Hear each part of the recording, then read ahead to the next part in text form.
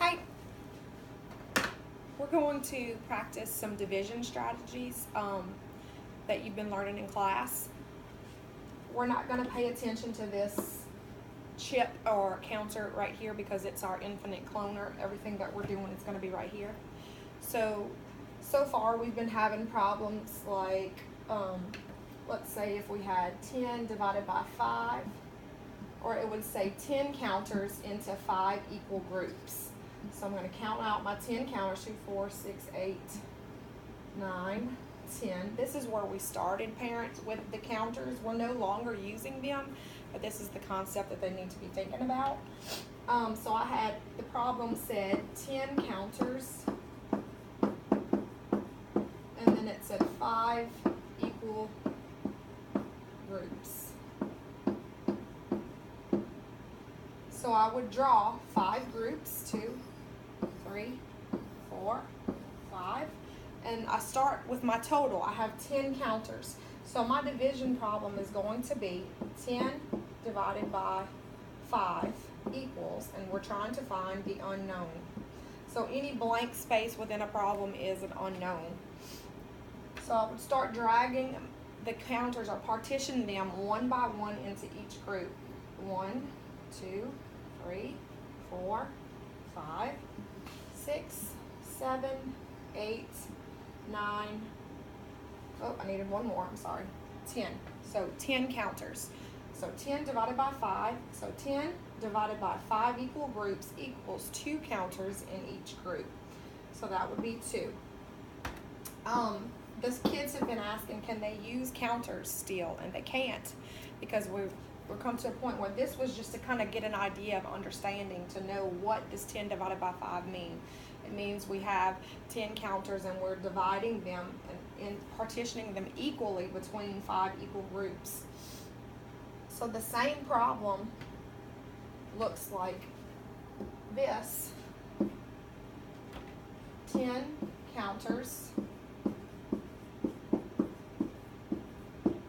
5 equal groups, and the students panic because they can't use counters, but they know that they have 5 equal groups, so they would draw their 5 groups, 2, 3, 4, 5 equal groups, and that they have 10 counters. We have stressed over and over again that we always start with 10 counters. The dividend in my division problem is the total number that I started with. It's the whole, and I do this because I've been doing it for 2 weeks. It's the whole, it's the total number that we started with. 10 counters. 10 counters divided by 5 equal groups. So I know that all I have is 10 counters. So when I count them out between my equal groups, or I always give the illustration of passing out cupcakes to friends. We don't want to give too many cupcakes to one friend at a time because the others will get jealous. So we go one at a time until we get to the end of our 10 counters, until all the cupcakes are gone. So we'd say 1, 2, 3, 4, 5, 6, 7, 8, 9, 10. I'm counting my counters as I'm dividing them equally between equal groups. So my division problem, because now they do have to write a division problem, they would say, okay, what is my dividend? It's the number, the biggest number, or the total that I started with. 10 divided by, how many equal groups? Well, they give us that, 5 equal groups. How many in each group? Well, there are 2 in each group. Okay? So you can practice with your kids on that. One of the problems that I see is that kids are doing their equal groups like this, and they're doing dots, and they get real close together and hard to see.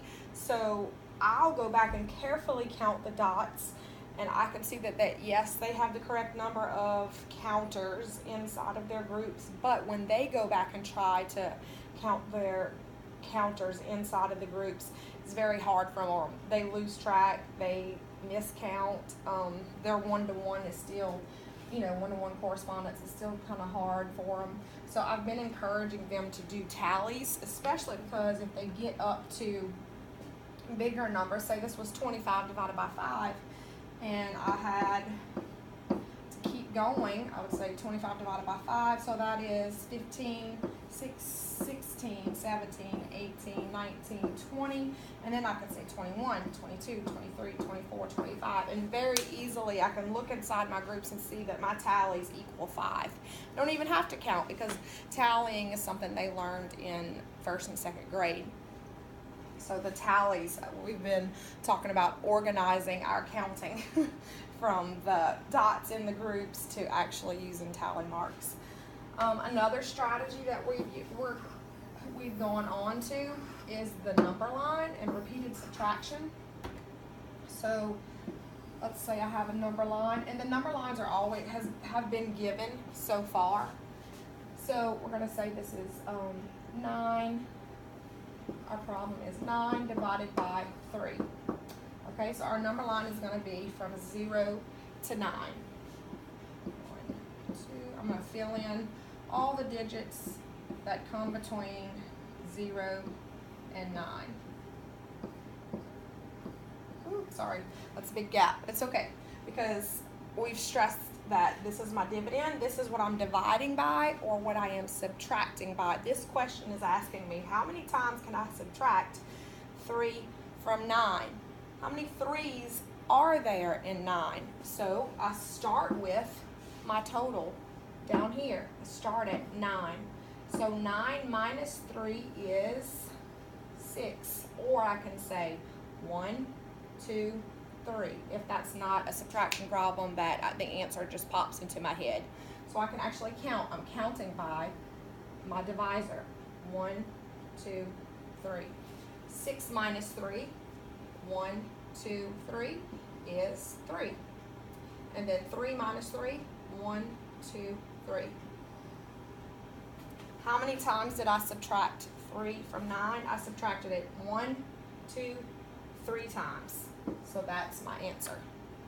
The kids get a little confused sometimes on the ones where, let's say if it was 10 divided by 5.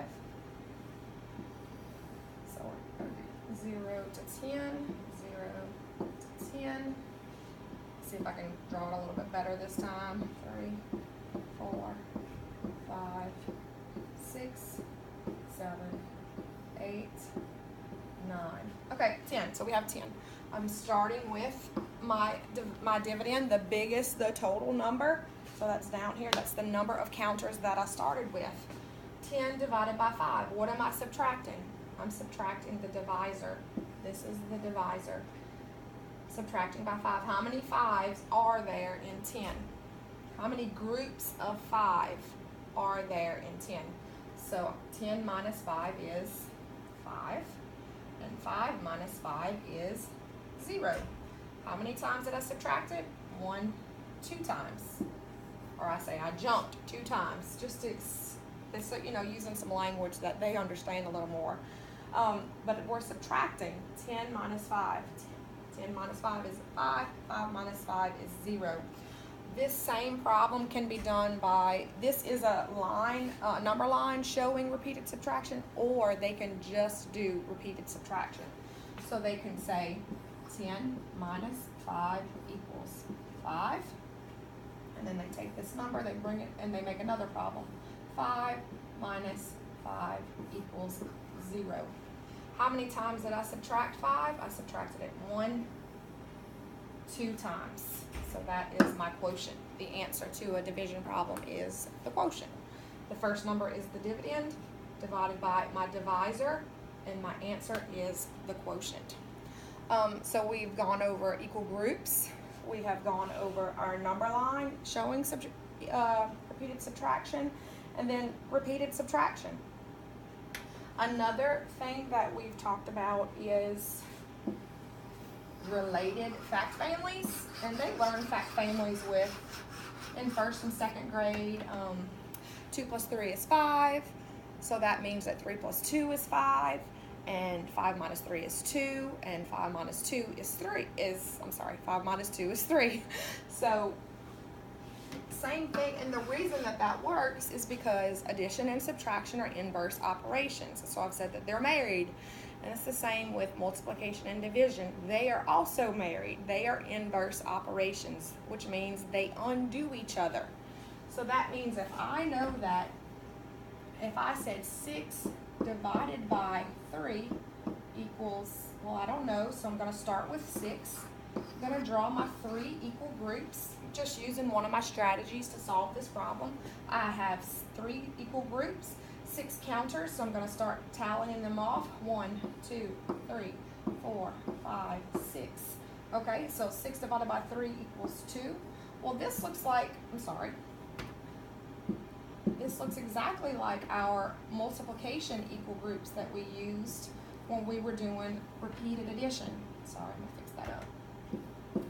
They should be able to look at this and come up with a multiplication problem. So I had 3 equal groups with 2 in each group. That gives me 6. Well, look, that's the same numbers that were used here. 2 times 3 is 6, because I can check this because of inverse operations starting here and going this way. 2 times 3 equals 6. Or, because we know the commutative property of multiplication, and they should be able to tell you all about that because we have talked about it, and they love to talk about that because they get it. That if I switch my factors, so 3 times 2 equals 6, I also know that 2 times 3 is going to equal 6.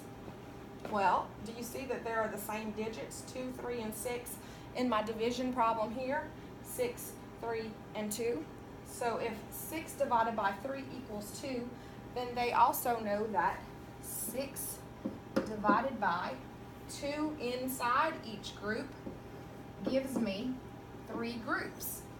So this is my completed fact family. And the reason they learn that is because it just shows them the relationship between multiplication and division. And when they get to problems later on,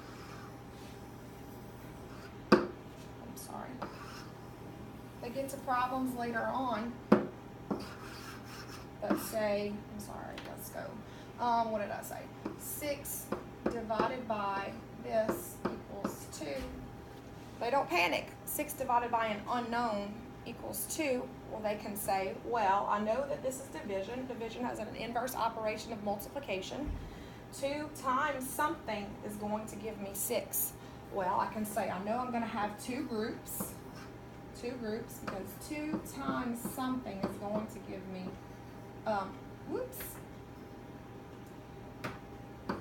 2 times something is going to give me 6. Well, if I have 2 groups, I can start counting up my counters off until I get to 6, and that will be fill in for my unknown. I'm using related multiplication. So I have 1, 2, 3, 4, 5, 6. Oh, that's 2 times 3. And eventually they're just going to know their facts so well because they're studying those fact cards, that if 6 divided by an unknown is 2, well, I already know that 2 times 3 is 6. So they'll just be able to throw that in there. All of these strategies are used to help them to do problems that they don't understand, to give them an understanding, a place to start. If they don't know how to solve a problem, if it's a problem that's really big, and just gives them a good number sense, some good number sense, something that they could fall back on if it's confusing. So that's, I think, pretty much all we've done for division so far. And so we've covered how to model multiplication, and that was if I have 2 groups, 2 counters. Well, I'll skip that part. Sorry, trying to pull problems out of my brain makes me crazy sometimes. So we've done multiplication, modeling multiplication. We're done modeling division, how to do that. And so now we're going to start with our facts, saying we're going to learn our 2's, multiplying by 2. We're going to learn the patterns, 2 times 2 is 4. 4 times 2 is 8. Well, it's just that number doubled. It's repeated addition, right? So, So we're taking this and we're just moving forward with this. So they have this skill set of knowing why 2 times 3 is 6, knowing that it's 2 groups of 3, knowing why 6 divided by 3 is 2, because they have a total of 6, and then it's 6 divided into or partitioned into equally. Did I say 6 divided by 2? 3 equal groups, and that would give them 2. And I'm rambling now, so I probably messed up my problems here, but hopefully you can go back and look at some of the examples. This is the first time I've done a video, so I know the angle's terrible. It's on a desk. The kids are at computer. I will try my best to do some videos in the future to help you. If you have any requests, send me an email, and I'd be happy to do a video and post it. I'm working on my Google Classroom, and you can ask your kids about it. It's something that they are using in Miss Ballou's class in computer, so they may not know them by heart, so I might have to get them and send them home their login and password. But I have some links to multiplication games, some different resources that they can use to practice what we've been learning in class. It's also on School Messenger, multiplication games. Another link to some different, it's a website that has all the standards, so you can actually put in what we're learning, and they will pull up some sort of game or activity or a worksheet that can be used to practice that skill. And also your math book. Your math book is online. I sent that information home several weeks ago. Their login, how to get onto it. You can pull up this chapter, the lesson that we did in class today. You can pull that up, and your child can walk you through everything we learned today. Have them explain to you how they're working their problems. That's one thing that they're kind of all struggling with, is putting into words what they're doing. Because this is all unknown territory. This is stuff that they have never learned before. It's a big gap between 2nd grade and 3rd grade. So from here on out, all of our skills are brand new. If I can be of any help, please email me, send me a note. I'm here for you. The kids are doing great. I'm happy with everybody. So bye. See you later.